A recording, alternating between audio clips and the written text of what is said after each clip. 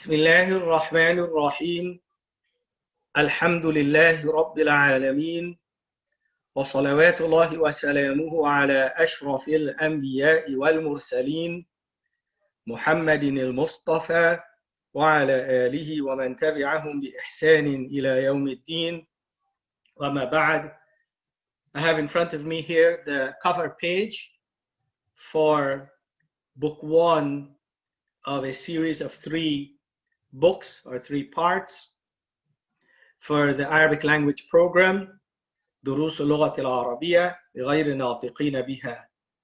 On the top of this page, it says here on the right-hand corner, المملكة العربية السعودية, the Kingdom of Saudi Arabia, وزارة التعليم العالي, the Ministry of Higher Education, الجامعة الإسلامية, the Islamic University, المدينة المنورة, المدينة المنورة, the enlightened Medina, مدينة الرسول صلى الله عليه وسلم.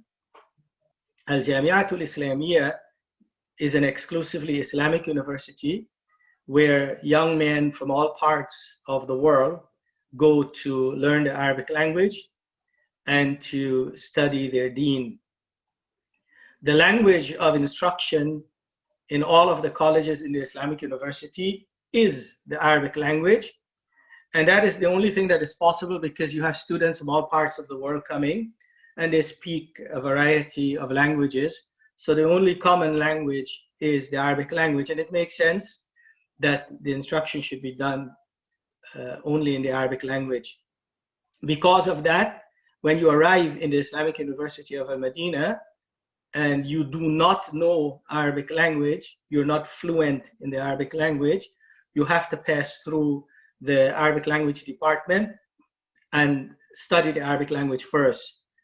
In the Arabic language department, one of the primary books that is used to teach the Arabic language is this book. The name of the book is Durusul Lughatil Arabiyyati. دروس اللغة العربية. Durus means lessons. اللغة, the language. And al-Arabiya, the Arabic. When you translate that in English, it comes out as Arabic language lessons. And it's intended for people who do not speak Arabic. So it says لغير الناطقين بها, li for غير, other than, and ناطقين, those who speak biha, it, for non-Arabic speakers. And like I mentioned before, this is a book comprising of 3 parts.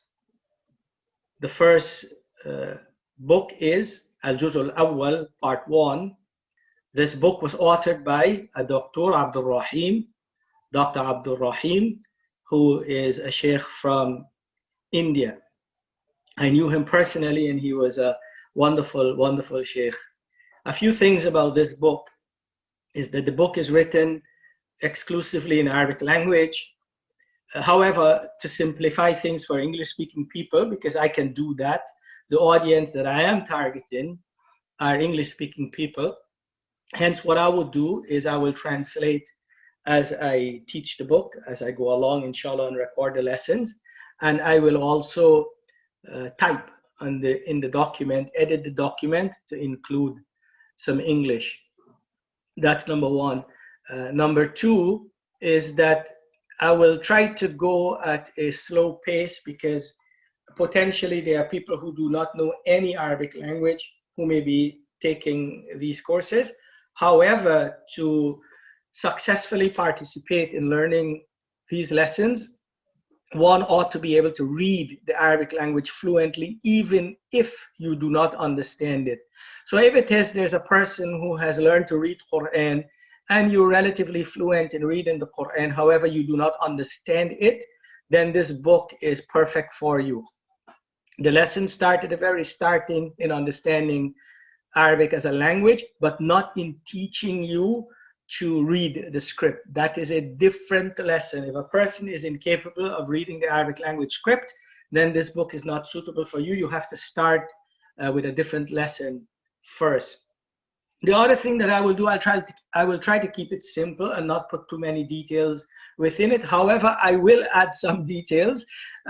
Perhaps for the beginner, you may not understand everything, but my intention is that hopefully people who have studied Arabic before and are repeating it, or who know some, they haven't actually studied it, but they know some Arabic, then they would benefit additionally. So I may do a little bit linguistic analysis as we go along. It's called al-i'rabu analysis.